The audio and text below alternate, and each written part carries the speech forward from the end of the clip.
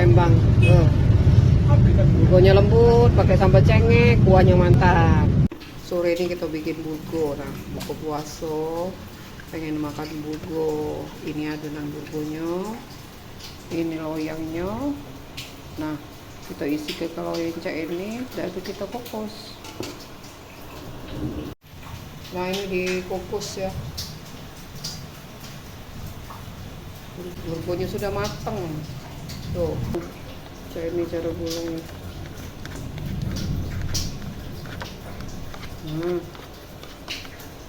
Tak lengket dia. Oh, masih panas ke uap-uap. Hari ini hujan. Kasihan hujan. Nah, tuh, ya.